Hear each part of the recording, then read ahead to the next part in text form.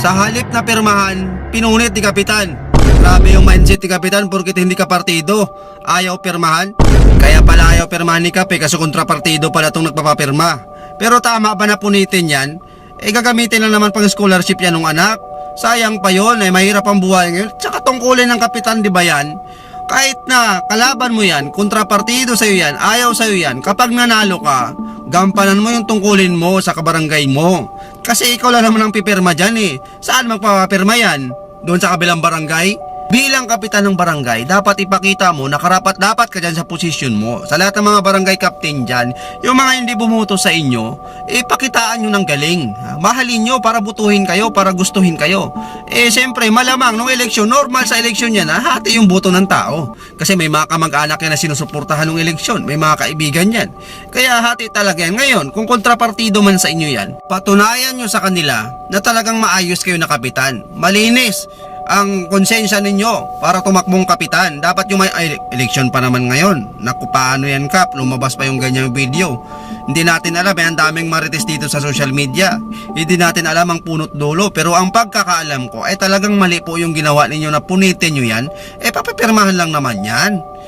Trabaho nyo yan. Kung ano mang issue nyo dyan, kung ano mang pinag-aawayan nyo dyan, kontrapartido man yan, ikaw ang kapitan dyan, ikaw ang umaastang pipirma nyan. Alangan saan mo papirma niyan doon sa kabilang barangay na kapitan, ano na nasabihin sa'yo niyan? Saka, di ba, pag kukuha ka talaga ng certification, malamang kailangan talaga ng pirma ng barangay captain. Ngayon, paano pala yan kung kalaban mo yung barangay captain, hindi na pirmahan yan? Saan ka magpapirma ngayon? O hanap-hanap ka ngayon na magpapirma?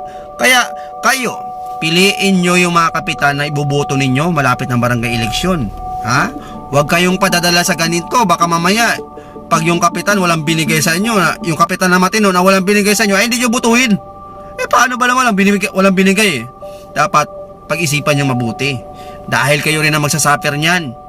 Kayo rin sa mga kabarangay ninyo ang magsasaper kung sino ang niluklok nyo dyan, mga kagawad kapitan. Dapat kayong mapagmatyag, mapili. Huwag padadala sa salapi. Eleksyon na ngayon, ang sinasabi ko lagi, maging mapagmatyag, mapanuri. Huwag tayong padadala dahil magkano na bibigay sa inyo? 200, 500. Ilang taong mamumuno yan? Paano kung pangit yung pamumuno ngayon yan? O di, kayo rin yung bunganga ng bunganga. Kasalanan nyo rin, nilagay nyo dyan. Binoto nyo yan. Kaya ang lagi kong sinasabi, pag-isipan, dapat nakapokus. Focus ba? Ano ang makukuha nating lesson dito sa video na ito? Dahil ngayon na malapit na ang eleksyon, eto na, kailangan nyong pumili ng maayos na leader. Kagawad, kapitan, barangay tanod man yan or ano dyan, piliin nyo ng maigi. At sa mga kapitan naman dyan, ano ang lesson sa video na ito? Eto na, wag tayong padadala sa emosyon natin. Dahil ang trabaho natin sa barangay ay pangkalahatan yan. Kahit sino mang kagalit mo dyan, obligado ka na pumirma sa mga pinapapirmahan sa'yo. Lalo na kung related dyan sa mga certification, kung mga ano man dyan na dapat mong gawin.